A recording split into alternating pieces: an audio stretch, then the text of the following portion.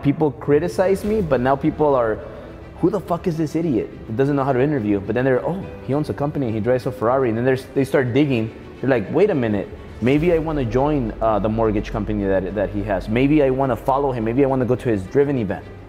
You know what percentage of the world is an entrepreneur? 1%? 5.7%. I mean, but nowadays everybody thinks they're an entrepreneur. No, but still, you're speaking to 5% of the world. Are you speaking who is an entrepreneur? Who is currently an entrepreneur? Who wants to be an entrepreneur? Who is an entrepreneur? Okay. I hate that in your events, it's filled with white people on the stage. I don't like that, man. I'm gonna change that. I wanna be on that stage. Okay. And something more, I want more Latino peoples to be on that stage. Because you're a beacon for Latino empowerment. And you're not realizing that enough, Albert. Degrees are worthless if you want to be an entrepreneur. If you want to be an employee, they're useful. But if you want to be an entrepreneur, they're worthless, absolutely.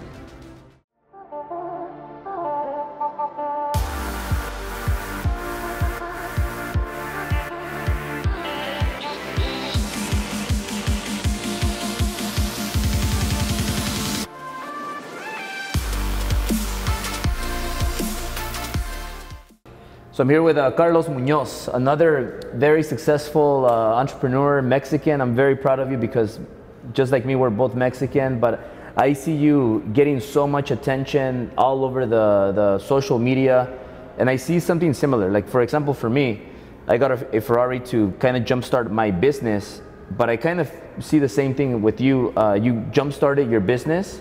You started getting known with your beard and your outfits. Like loud, like tell me a little bit about that. Who is Carlos Muñoz and why did you do that? So thank you, Albert. A lot of people might not know me. I'm a Mexican entrepreneur. I was born in the consulting and real estate consulting industry, mainly for Latin America. So I spent 15 years creating a company that's dedicated to creating large real estate projects. That was my beginning.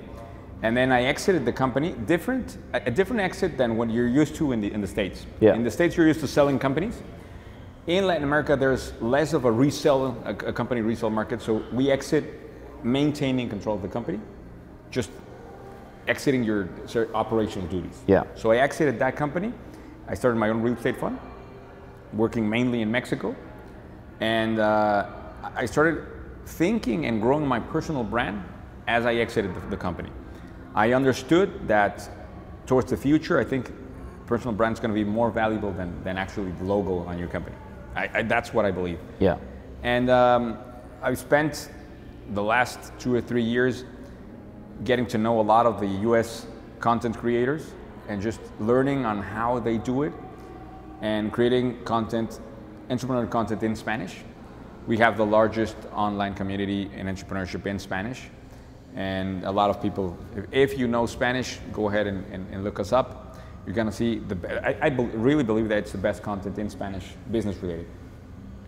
And I feel that because of your reach with all the Hispanics all over the world, that's been a big reason why you're just like growing exponentially. Do you think that's a reason, because you reach not just the United States or just not one country, but you reach all the countries? You have followers from Colombia, Argentina, Europe, everywhere. So it's basically the Spanish-speaking countries. That's a reach, and there's a beauty about this, and there's a good thing and the bad thing of it. The good thing is that because content in Spanish is scarce, yeah, you get more attention easier. It's easier to get attention in Spanish than it is in English. At least that's what I believe. Yeah. But the bad thing is that you're not reaching a global audience. It's very geographically specific. So I'm mainly focused in Latin America, mainly 4 countries. It's Mexico, it's Colombia, Peru, and Argentina. And a little bit of followers both in the States and in Spain, but mostly in Latin America. Yeah. But again, I mean, it's a very large, it's a large continent, and it's interesting being the leader, because it's different. If I compare myself to the U.S. influencers, business influencers, I might be small, but when you're in your region, in my territory, I'm the largest one. So it's an interesting mix to make. And I've gotten the opportunity to meet a lot of the U.S. influencers like you, just because of my reach in Latin America. What I like about you though is that you are teaching things that you are doing and that you've done. And there's a lot of people that they want to teach marketing, but they're not verified. They want to teach business, but they don't even have a real business. Like you've done it. And another thing is you've failed and came back. How important is failing and coming back? And maybe if you could explain a little bit more of how you got started into all this business stuff. Yeah, I mean, I started in consulting because of a university professor got me into information for real estate, for basically geographic information. And then that led me into real estate, which made me grow my first consulting company. And everything was running pretty smoothly at that point. We were growing. I started from scratch and ran about a 10-person company. So we were basically starting on a roll. And then had the opportunity to write a book, which was actually published in Argentina, not in Mexico. And that's the first thing that jumpstarted my career. When we speak about personal branding, I think that's the first thing I did around personal branding. I didn't even understand what I was doing, right? I was just doing it because of my grandfather. My grandfather could not write his book during his lifetime, so I had that, I needed to write that book. Anyway, when I wrote my first book, it was published in Argentina, and it became the best lead magnet I think the world has right now. And I still believe that. A book is the world's best lead magnet, because it opened a lot of doors for me that I could have never gotten by myself. It opened doors in Colombia, it opened doors in Bolivia. I didn't know anybody, Albert, just to be clear. Mm-hmm. I was based in Mexico, didn't know anybody outside of Mexico. My book got published in Argentina, and just literally out of the blue, phone started ringing. I started to get emails every week with people calling me, wow, we need you in Colombia, we need you in Peru. But talk about that, like why, how come you're Mexican, why didn't Mexico, somebody help you publish your book? Why did you have to go all the way to another country? I mean, it's a weird story. I wanted to write my book, and I went to all the publishing houses, major publishing houses in Mexico, and when I say all, I mean more than 20. Some of them opened the door, and I pitched the book. Everybody said no. They said business books are not worth it. They said that I was not relevant enough. They said the book was crap. Basically, they tossed me out. They even told me that I should be a translator. The last publishing house said, instead of trying to be an author, why don't you go to the US, just grab any book, be a translator, we'll pay translating fees. And at that point, I really started to, you start thinking, if you get that impostor syndrome, where am I really the guy? Yeah. But there was a fire inside of me, because it was my grandfather's wish. I mean, if this had not been such an important thing for my grandfather, I might have, after the first 2 appointments, I might have dropped the thing. No book, whatever. But this was my grandfather's dying wish. I mean, he really couldn't write his book. You were close to your grandfather? Very close. He was a mentor, and he was the smartest people, one of the smartest people I've ever met. He was the personal secretary of the president in Mexico, mm-hmm, Adolfo López Mateos, which was president in the 70s. He was very close to the president. He got to meet a lot of very interesting people. He was very close with politicians. He even met Roosevelt. He met everybody. He was in the know, and he was very smart. And he just couldn't write the book. He died, heart stroke, and he couldn't write the book. So for me, that was so important in my life. Anyway, I was invited to give a speech in Argentina. I was giving the talk. I went out. I mean, the talk was good. And at this point, when you got invited over there, you didn't have your beard. You weren't no beard. You weren't popular or super rich. No beard. No popular. Small company. Just I wrote a blog. That was my main. So you think all your success started from a book? I think my success started because of the pursuit of my grandfather's wish. Definitely. That's your drive. That's my drive. I think that jump started the drive. Maybe then you add up a lot of things, and that amplified, right? But that's what it started, because I even started writing the blog because I wanted to train myself to write the book. And that blog was the one that got me to Argentina, gave a speech, step down, and then this guy came close to me and said, hey, I want to, the talk was amazing, I want to write your book. And I'm like, really? I'm not, this is not the dream or something. Yeah, I want to write your book. So I had the book already. Basically, gave the book. The book got published 3 months after that meeting in Argentina. And these guys had distribution all around South America. So the book went to Colombia, went to Peru, went to Chile, went to all these places. And I at that point, I really didn't understand the power of a book. I just wanted the book. I mean, that was it. And then after the book got published, I started getting the calls. And that's when I started flying around all Latin America.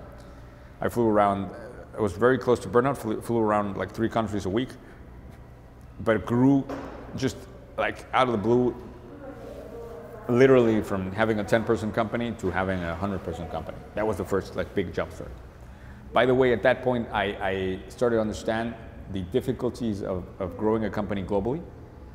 It's very different operating in one country than operating internationally. And I created a model, a specific model, which helps me structure companies, which is sort of a different way, a completely different way on how to structure a company. I call it the gnomic model. Yeah. Which is a neural organization model for exponential growth. And it uses, basically it's an operating system that uses entrepreneurs inside a company. I use entrepreneurs and I give them licensing contracts in different countries and they're offices of mine, but they're committed to the vision. They're committed, but I operate in a very different scale.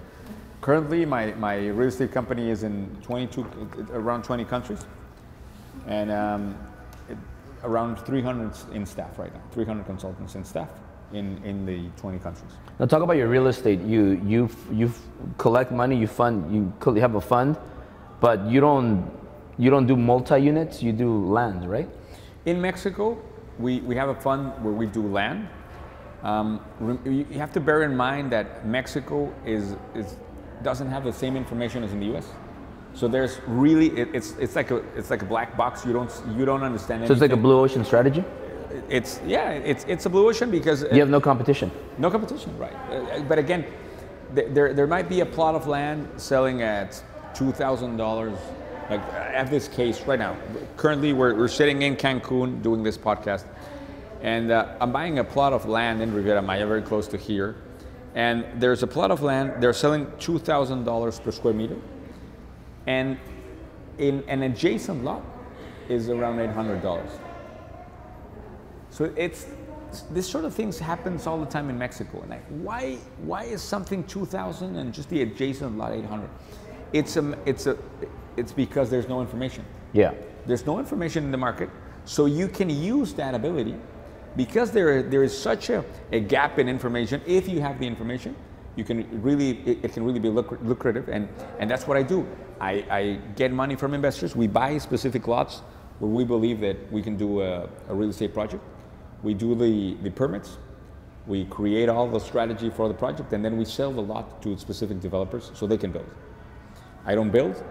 I had a bad experience on building, so right now I'm currently outside of building it. So here in Mexico, can you buy a property with only 3.5% down, like FHA, like in the United States? No. Or do you need more down payment? No. The down payment is going to vary around 20 to 30%, depending on your credit score, sort of.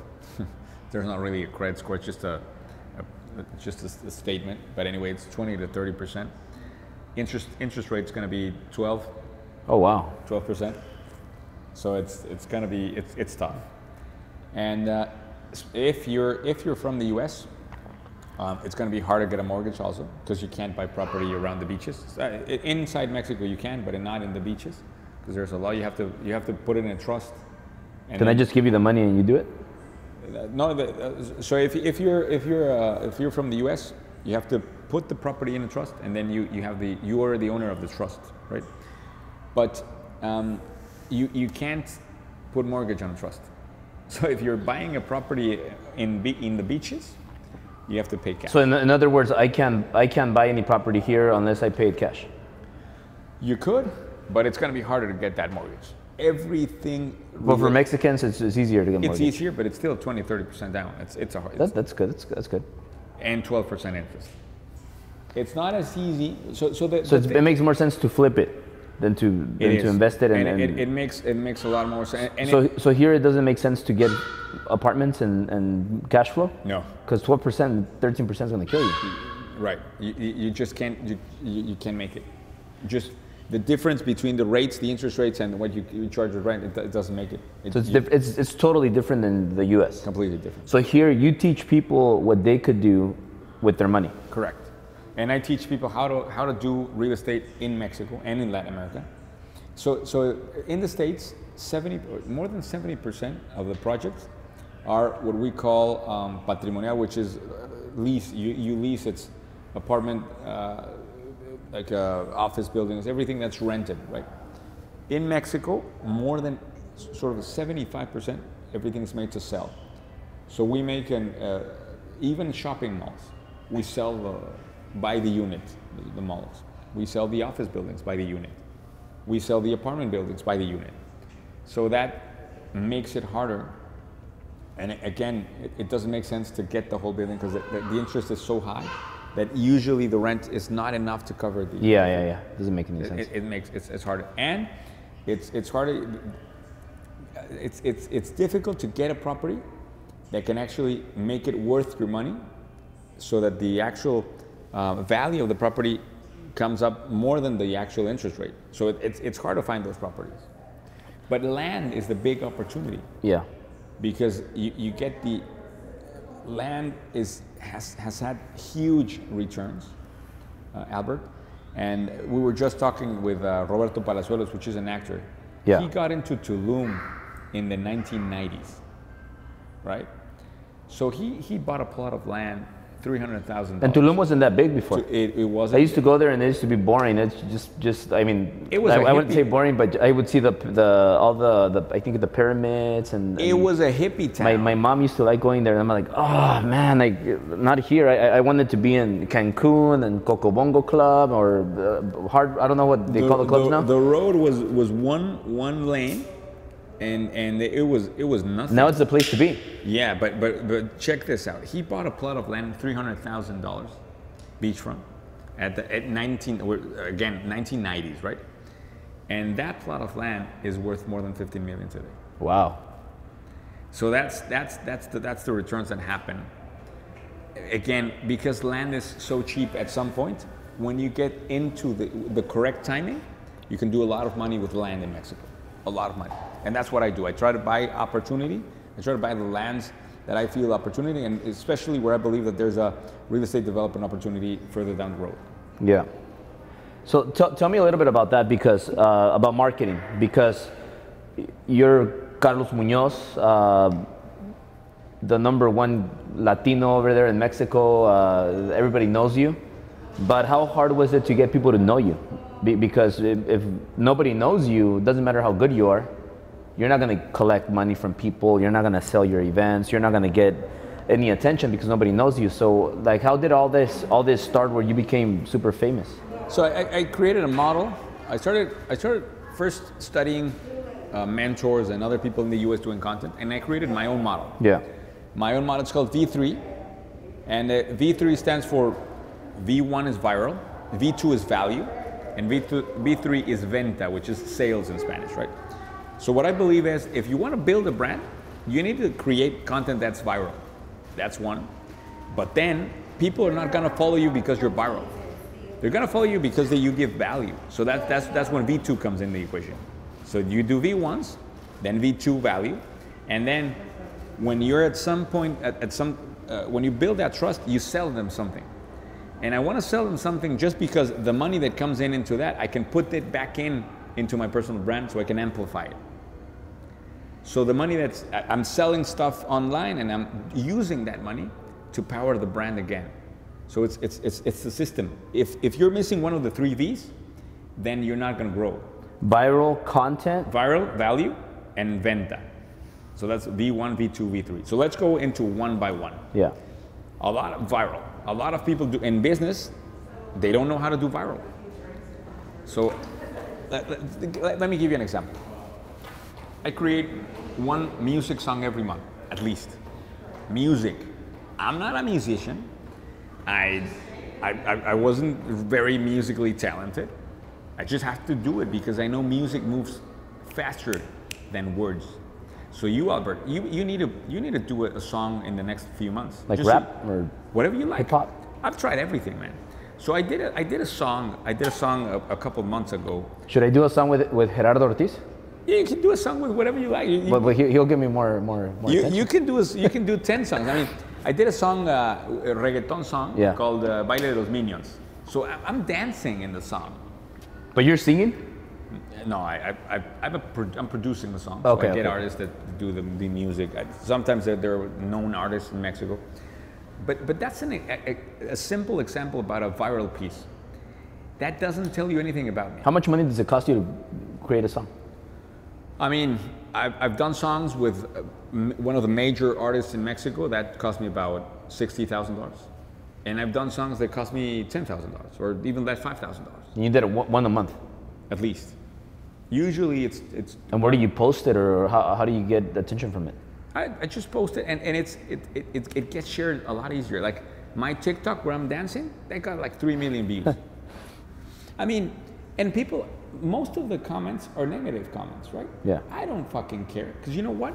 That virality gets you in the channel. Yeah. And then you see 3 other videos, and then you see me in front of CEOs explaining my model or explaining something else, and you see this guy has brains. You know, this makes a lot of sense. I did an interview with Salamondrin in Spanish, and this thing got like 300 something thousand views in 28 days so far when they launched it, and everybody's making fun of me. They're saying like this bald guy, you suck at interviewing, you're stupid, you don't speak English right, Spanish right, you don't speak Spanish right, stop saying so, and like you should let him speak more, stop interrupting him. And they're just criticizing, has like 600 comments and 308,000 views now, I think, somewhere around there. And it's gonna keep growing. I don't get millions of views like you do, but to me 300K views is a lot, but it's all criticism. Right. And what you said right now, people criticize me, but now people are, who the fuck is this idiot that doesn't know how to interview? But then they're, oh, he owns a company, he drives a Ferrari, and then they start digging. They're like, wait a minute, maybe I want to join the mortgage company that he has. Maybe I want to follow him. Maybe I want to go to his driven event. So attention. Is it all because attention? It leads to results? Attention. But again, the virality, the V1 piece needs to be very consistent. When you're in business, let's dive into the Salomon case, because he's a beautiful case. He's a genius, that guy, in V1. Yeah. For me, he's a great V1. In V2 and V3, he sucks. He sucks, really sucks. But in V1, he's much better than me. So explain V1. What V1 again is just viral, so you want traction. So for example, dancing, music gets traction. Cars gets traction. And sexy women too. Sexy women. So when you put all these stuff, you're getting that virality, right? Which makes sense. His exotic cars with sexy women, right? All right. So Salomon is all cars. He knows that there's a fast track to virality there. Doesn't have to do anything. Now we want to create business viral videos. That doesn't exist, Albert. Just the fact that you're talking about business. You know what percentage of the world is an entrepreneur? 1%? 5.7%. I mean, but nowadays everybody thinks they're an entrepreneur. No, but still, you're speaking to 5% of the world. Are you speaking who is an entrepreneur, who is currently or an who wants to be an entrepreneur? Who is an entrepreneur? Okay. And this is business, large, small, whatever the size of the business. Just business. So you're not counting people that want to be entrepreneurs? No, just the real ones. But they can be just like a doctor. They're counting them as entrepreneurs. Okay. Just anybody that works by themselves, 5.72%. Now, bear in mind this: when you do a video on business, you're only speaking to them 5.72%. That's why it doesn't go viral. It doesn't. It never go viral. It'll never go viral. But again, if you show a car, or if you give them music resonates with everybody. Cars resonate with everybody. Watches resonate with a much larger audience. You start understanding this, and comedy, for example, comedy is a big one. Great V1. So what you want to do is you want to jump into V1s, and get that traction in the market.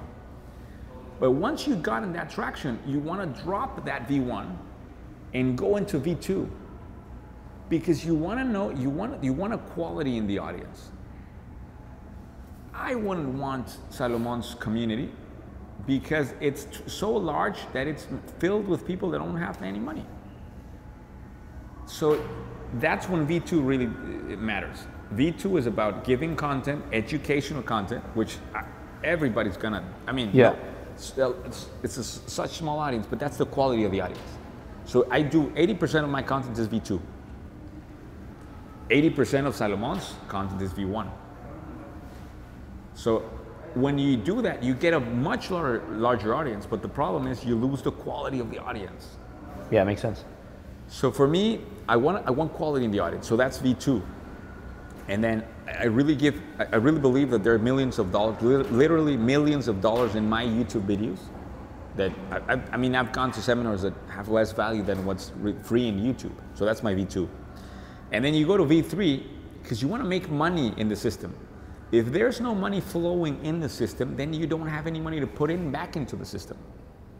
I'm not afraid to say I put in 150,000 a month right now in all my platforms and different channels and whatever. But that's the amount of money I'm putting in. What are your top platforms that you put money in? Facebook, I have around close to 3 million followers there. So I post, I give a little bit of boost post every post, so that, and then I have Instagram, 1 million followers there. And then I put a lot, that money is also into production. I have around, right now I have 15 video editors. What about on YouTube? You spend money on that? Also, I spend also money on YouTube. So I spend money. Do you make a lot of money on YouTube? Do they pay you like every month? Yeah, but it's ridiculous. I mean, they pay me sort of like 15,000 a month. 20, a good month. Do you put that back into the? Everything goes back in. I mean, I'm getting a good month. I can get 20,000. But you're getting a lot of attention. You're getting more and more popular. And I think like pretty soon the whole world's gonna know who Carlos Muñoz is. That's the idea. But again, that's the V3. The power of V3 is that when you start running money into the system, then the system generates the money it needs to buy more attention. Yeah.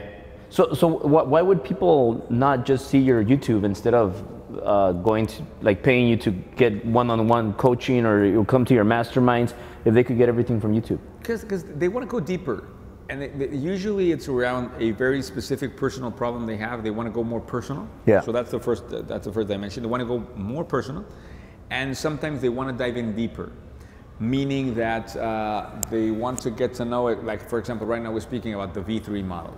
Yeah. How do exactly I do that? So we have a whole course. You teach all of this. All of this right now in Spanish, but we're starting to do our channel in English. So that's why I wanted to do this interview in English also. I'm going to start my channel in English because I'm publishing my first book in English. It's my 12th book. I'm very happy. This should be the first quarter of 2021. We're going to have the actual book. You're going to be one of the first to receive that. Thank you. You're going to read it. It's an interesting book. It's a very technical book, a very technical business book. Yeah. But I want to start, and I want to be a voice in the Latino market in the U.S. And I want to tell the Latino audience, the same way as you are doing, that Latinos are enough. Yeah, that's the message. You know what I respect a lot about you is that like, or answer this question first. Like for example, me and you, we're both Latinos. We're both around the same age. We're brothers, man. And we're both killing it. So, like, why aren't we not enemies? Why are we friends?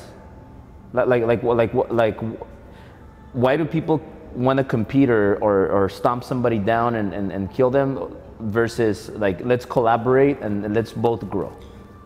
I think we're not competitors because we know each other's companies and we know that we're in very different spaces. Mm-hmm.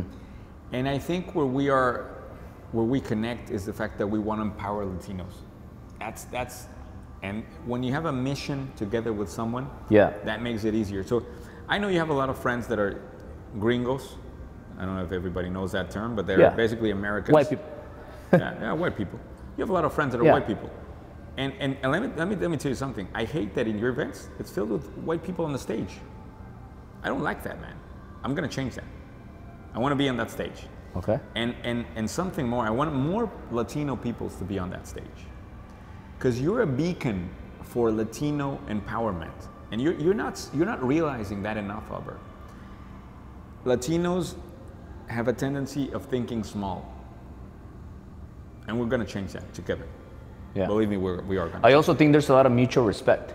Like, I respect you because you are teaching people things that you did and that you're doing. I thought you were going to say because in the Mexican jungle you're doing money, right? No. Well, because there's a lot of people that, like, they say they're entrepreneurs, they're marketing coaches, and they're going to teach you how to make millions. First of all, you're not making millions. Second of all, you're not verified, so stop teaching marketing. Third, let me look at your accomplishments. Where do you live? What cars do you drive? How's your family? How are you treating them? What are you giving to your parents? What are you giving back to the community? And something that you said very important, besides you're doing all this, that's why I respect you, and I think it's mutual respect. But you said you don't focus on making money, you focus on helping people. I have a dream, Albert. I want to give a lesson to my kids. And the lesson is very simple. A real millionaire is not somebody that has $1 million in the bank. A real millionaire is somebody that has changed 1 million lives, right? It's sort of a cliche, but the way I want to make this true is one of the biggest funerals in the history of Mexico was Chespirito, which was an actor in Mexico, for those of you that don't know. He couldn't fill the Azteca Stadium, the Aztec Stadium, which is the largest stadium in Mexico. That's 120,000 They stole my wallet right there. 120,000 people. He couldn't fill that, sort of 100,000. What I basically ask everybody out there is that if any video, if a mentorship, some program of mine helped me through your journey, you owe me. You owe me $1. But that dollar, you have to pay it in cash. You have to give that dollar to my kids the day I die, in my funeral. Because that's the message I want to send them. I want to send them that if you really change people out there, if you change 1 million lives, then money is easy. Money's the easy part. Changing people, that's the hard part. Yeah. And that's what I dream about. I dream about my funeral, which I know you're going to be there because you're in better shape than me, so you're going to be there. And I dream about my kids receiving literally $1 million in cash, in $1 bills, and the fact that we're going to have the largest funeral in history. So I want to go back and talk about, like, was it always perfect and everything was going good, or did you go through hard times? I know you had a daughter that went through tough. But before I move into that, I don't want to forget. You know Patrick Bet-David? Yes. So I noticed that we're talking about getting attention. I noticed that his content shifted from entrepreneurship to kind of politics and interviewing people that create controversy. Do you know what I'm talking about? Mm-hmm. Is that a tactic move, or that's a to V1? That's a V1. Yeah. If you're a shaker, if you get into something that's very controversial, that's an easy V1. So people are always looking for the easy V1. It's a song, it's a side. Every one of those is a V1.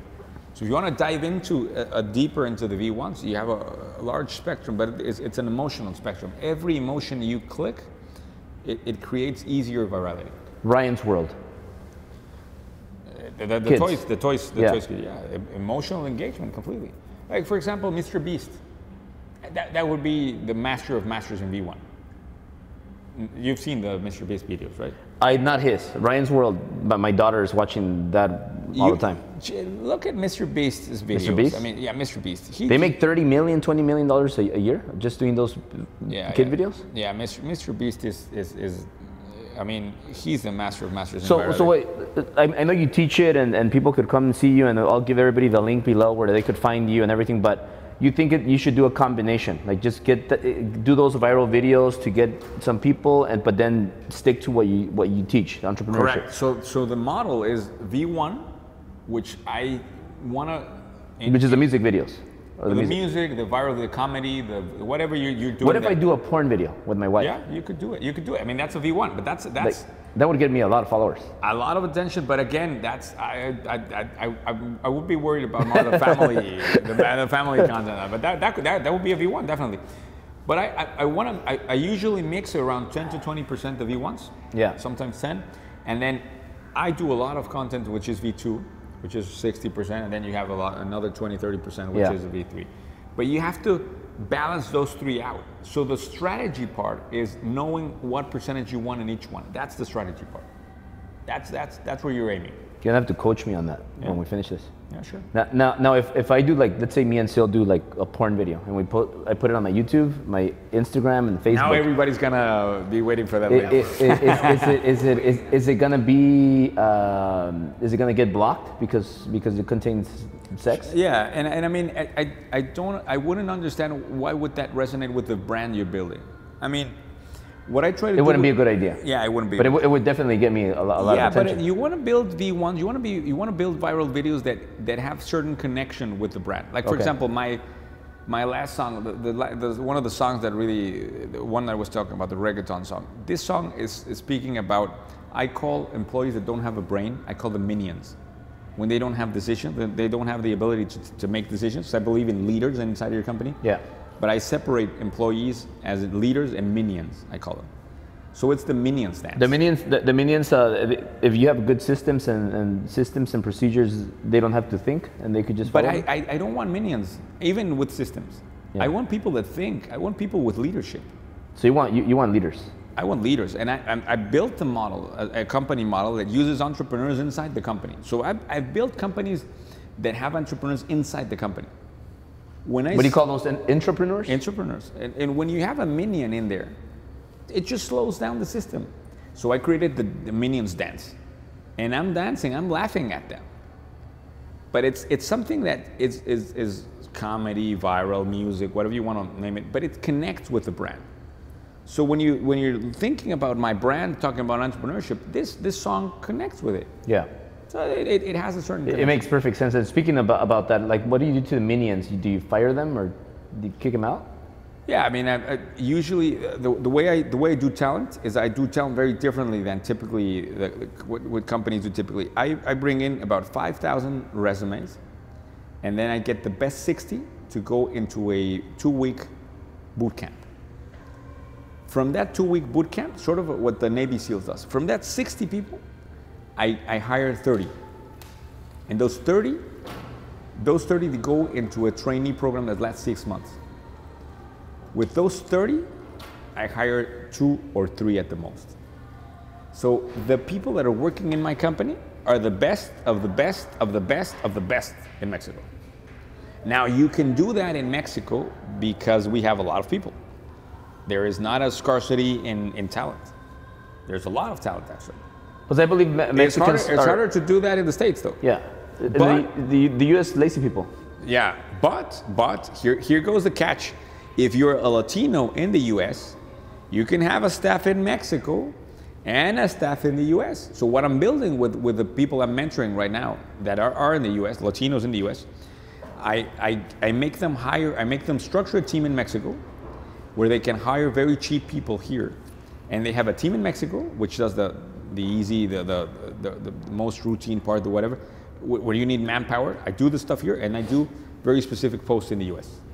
And that is a winning formula. So just an example, if I have an employee that I pay $60,000 a year in the US that does things that are pretty simple, like how much would it cost me here? How many people you have in administration in the mortgage guy, for example? How many people are in? We have about 10 people in our main office, in the corporate office, but we have other employees in the other office. So if you add everybody up, there's more people. Just the administration staff. Yeah. If you have 10 people, I can get you an office here with 40 people in staff.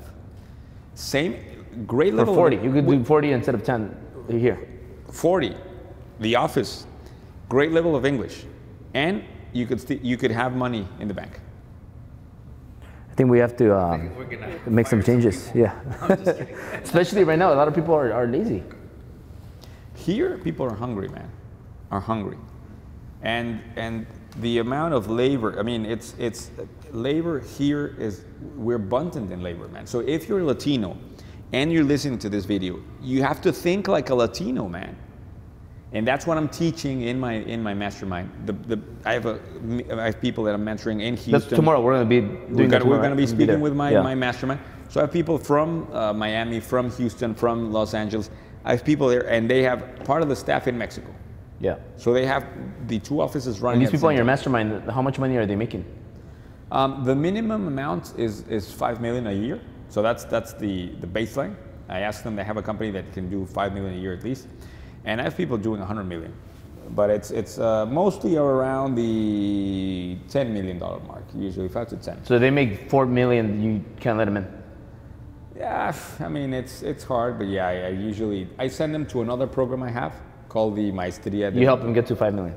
Yeah, I have another program that's before that, and then they can be in that program, which my partner, you're going to meet tomorrow, my partner Luis Carlos, which is the operation manager. He runs that program, so he kind of gives them the bump. Yeah. So they get to that really good level, and then they can.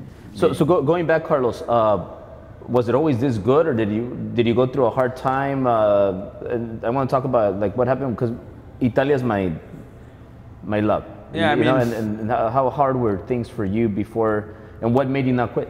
I mean, I really had a bad time in my life. I've had several bad times in my life, but the last one, which was really the hardest one, I was doing. I mean, my consulting company started bringing in a lot of cash, and then I started thinking I should develop real estate. I should start building mainly. So I started building projects. Here in Mexico, remember, we build and sell. Yeah. So you don't keep the property, you sell the units. Because of the interest rates. Yeah, you sell the units. So I started doing like 20 unit projects and 40 unit projects. And then this lot came into my hands, which was a beautiful lot for 200 units. It was a huge project for me. But I was in a role, so I went with the flow. You were making money. I was making money, had cash flow coming in. I went with the flow. And everything started to go smoothly. So I got the permits, got the architecture right. I mean, it's my business. I know it by detail. And I started selling, and then I got the bank's loan. I got everything. And we were building, and we were up to the floor number 4. And then at this point, I'm talking 2011, 2012, things in Mexico, in certain cities in Mexico, started getting a little bit bad insecurity-wise. And just want to make sure that this was back then. Right now in Mexico, things are perfectly, but back then, so we had a safety issue in this city in Veracruz, and 2 dead people in front of the project. A gang got into a fight. So that's drug dealers, right? Like narcos? Yeah, not drug dealers. Yeah, definitely. I mean, nobody really knew what I didn't really know what was happening, right? But it was 2 dead people in front of the property, so it was not good. So that killed your project. It killed the project. Nobody wanted to buy. People want to go out of the city. Nobody really had an appetite of investing when that sort of thing is happening in the city, right? So, and I had the opportunity to stop. You could stop the building, and that could cost you around 2 to 3 million. Or you can finish the building and see what happens. So we decided we chose to finish the building because we thought things were going to get better. Because you're not a quitter. Yeah, I mean, and you're an optimist, right? If you're an entrepreneur, you're an optimist. You know things are going to get better. So anyway, we finished the building, and we didn't sell 1 more unit. We didn't sell it. So the bank, remember, this is Latin American interest rate. So this is 12% interest rate. The bank is taking 1 unit a month, and just to pay the interest rate if you're not paying. So we put all the money from the consulting company, all the good money into the bank. And literally, I was living off my credit cards, no money. And at that point, my wife gets pregnant, which was sort of a good news at that point. It was a good news. This was my 2nd child. And after several months, same situation with the bank, but several months in, our doctor tells my wife that our daughter has a heart condition, and they've seen the heart, and the heart needs surgery. So at this point in time, I don't really know what to do with what I'm going with the project. The company is struggling because it's using all the money to pay. Yeah. So I'm struggling, man. And then we have our child in the U.S. so that she can get the best medical attention. We have 3 days with our daughter, and then she goes into surgery, and she doesn't make it out of surgery. So we lose Mia, which was the name of my daughter, and at this point I'm broken, man. I mean, you're hurt financially, and then life gives you this. It hurts you emotionally. And then you're at this low point. And what I found out is that life has this way of teaching you things that it's everything's at the same point. You know what I mean? I mean, life could have given me this at different points, but everything was at that same point, and it was a melting pot. I mean, it really at that point it broke me. Like I was literally didn't want to come out of the house. It was 2 to 3 months literally disconnected from life. But then I sort of recharged and understood that it was part of the journey. My partner could get some money out of investors to trade. What kept you alive to keep fighting? What was your inspiration? I mean, at that point, it was part of my wife, part of my family. And you still had a child. Yes, we had one child. The first child obviously was a huge drive. Because they looked up to you, so they were probably looking at you, right? Yeah, and the whole family at that point is looking at you. I mean, everybody's hurting, but you see the eyes of your first child. You see, and there's one day that you just start to see light again. And when you see light, you have to grab on that light. So I grabbed on and started changing completely the picture. We could finally change. I mean, we had to sell at very low price the units, but we could finally repay the bank. We lost money, definitely, but I was back to zero 10 years after. So everything I did 10 years, you were back to zero, and that's so hard, man. I mean, you build, and you know how hard it is to build. Yeah. But when you're down and you go back up, it's much faster, and that's what you need to hear. If you're struggling at some point, when you bounce back, it's much farther than the first time, because you know now. You have the information, right? Information. Yeah, information. So you know the road. So now it's easier to get back on. If somebody takes everything from you right now, do you think you could get it back like that? I could get back in a couple of years. Yeah. Even if they shut down my accounts, my social media accounts. Because of the information. Right. Because I know the way back to. I mean, and this will happen to you every time, man. This will happen. I mean, and it's part of the struggle. Part of life is realizing that those are the moments where you build character. In Spanish, I say, en los momentos de dificultad es donde se construye el carácter. In those moments of hardness is where you build character. Yeah. That's what I believe. So is this when Forrest came and you created your company and that company? Forrest was before that. I mean, Forrest. So Forrest was there from the beginning. From the beginning, it gave me a little bit of cash flow to pay that interest so that I could survive, right? And it gave me the ability to come back up. At that point, I still only had one company, which was Forrest. And then 4 years after Can you explain to people what exactly Forrest is? Yes, for people that Forrest are is a real estate consulting company focused on large project planning for Latin American markets. Say you have a lot, you want to build a mall or an office park or whatever. You have a lot in Latin America. I'm the guy that's going to tell you what you can do with that lot. So it's a consulting on strategy, on product and concept strategy for real estate markets, mainly for Latin America. And you're bringing that to the U.S.? Yes, but mostly I'm bringing the educational company. Yeah. The educational company is what I'm bringing most, which is my mastermind, my university. That's what I'm bringing most into the U.S. That's what I want to bring with my new English channel. Now, Carlos, a few more things before we end this. Did you go to school? Did you get degrees? What do you think is better? Go to school, get your degrees, or learn how to sell? Because you're a great salesperson. I mean, I went to school because society wanted me to go to school. I went to school because the family wanted you to go to school. But when you look at the rearview mirror, you see that schools don't know how to create entrepreneurs. Schools are failing entrepreneurs every day. And I have a vision to create a new type of university, which I'm working at.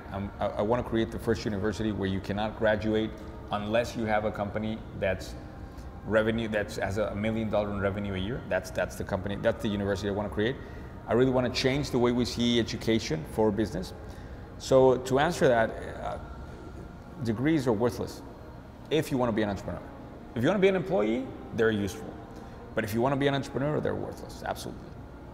You were with Kiyosaki a while ago, yeah. Yeah, I mean, he says the same thing. Yeah, Kiyosaki said the same thing. I mean, my book in Spanish, which is called The 11 Lies of Business Schools, gives you a view on all the things that I saw, that they taught me something that when you're in business, you see that it's completely opposite. Yeah. Yeah, now quick question. You really got married in McDonald's? Yeah, that was another story. My wife and I, we traveled to India before we got married. We were a month in India, and so the first couple of days you're eating the stuff there, and everything sounds great. Were you poor back then, or no? I mean, we were young people traveling. I mean, it was not like an expensive trip. How old were you back then? I mean, that was 2008. I was 26, something like that. So I mean, it was a basic trip. I mean, but the problem was that the third day we were in India, we started getting sick of the food, and we were going to be a month there. So man, that thing. I mean, I'm Mexican. I can really eat hot things. I can eat crap. I can eat street crap, and it doesn't hurt me anything. Yeah. I'm Mexican, man. If you're Mexican type, I'm Mexican, man. But 3 days into India, and I was dying, man. My wife too. My wife, she's much stronger than me, so she didn't eat anything during the day. She spent days eating just chips and Coke. And we realized there was McDonald's there. You can't get a real burger there, but you can get, which is something like chicken or, I don't know, it's a chicken thing or something. And we started eating McDonald's every day for the month. Did you guys get fat? I mean, we might, but we were all day at tourists, and so when we came back to Mexico and we were planning our wedding, it was, where do you want to get married? Like, I mean, and we had two weddings, because in Mexico, do the how do you call it, the civil wedding and the religious wedding. Yeah. So we did the religious wedding in a bullfighting ring, and then the civil wedding, we wanted to, in something that really resonated with our story. So we remembered that trip, which was an amazing trip to India, and we wanted to treasure that trip. So we did the wedding in McDonald's. And it got a lot of attention, man. That would be V1? That would be a great V1. Yeah. We got reporters from like 100 countries, and we have a book this big about all the newspaper media that got attention. So maybe to the people watching this, you could, if you make it out to Driven, you could teach people V1, V2, and V3? Sure, I can teach that, and I want to teach the NOMIC model. Yeah. That's hard to teach with an interview, because I need my slides. Yeah. But if I go to Driven, I'll present the NOMIC model. Yeah. And let's see if I can get some of the books to that point. If not, I can get you at least 5 manuscripts. Yeah. Which going to be, we're going to do that collector's edition, because the book's not going to be like finished at that point, but the manuscript is. Awesome, brother. Well, really appreciate you. Where can people follow you and get more information about you? Yeah, I mean, so all social media, Master Muñoz Oficial with 1 F, because it's in Spanish. If you know Spanish, my chances are going to be there. And we're about to open, if you're looking at this and it's already January 2021, we're opening a English channel. It's called the NOMIC Institute. We're gonna put in the link there in January. All the links below. Yeah, so thank you. Awesome, brother. Thank you very much. Man. Thank you. All Latinos out there, stay strong, man. Viva México, cabrones.